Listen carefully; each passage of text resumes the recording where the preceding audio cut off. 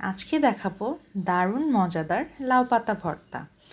এই ভর্তাটি তৈরির জন্যে প্রথমেই আমি লাউ পাতাগুলোকে ছোট ছোট টুকরো করে এভাবে পানিতে সেদ্ধ করতে দিয়ে দিয়েছি।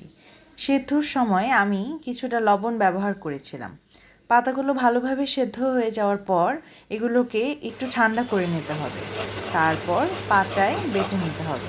আপনি চাইলে ব্লেন্ডারেও ব্লেন্ড করতে পারেন, তবে ব্লেন্ডার যদি সবুজ হয়ে যায় এই দায়ভার কিন্তু আমার নয়। পাতাগুলো বাটা হয়ে গেলে একটি প্লেটে দিয়ে দিচ্ছে পেঁয়াজ কুচি, মরিচ কুচি, কিছুটা লবণ এবং সরিষার তেল। সরিষার তেল দিয়ে ভালোভাবে পেঁয়াজ মরিচকে চটকে চটকে কিছুটা মাখিয়ে নিতে হবে। ভালোভাবে পেঁয়াজগুলো মাখানো হয়ে গেলে দিয়ে দিচ্ছি বেটে রাখা লাউ পাতাটা। এবারে ভালোভাবে লাউ পাতাকে পেঁয়াজ মরিচ এবং সরিষার তেলের সাথে চটকে চটকে মাখিয়ে নিতে হবে। সরিষার তেলের পরিমাণ আমি এখানে একটু বেশি দিয়েছি, যার কারণে ভর্তাটি খেতে দারুণ লাগবে।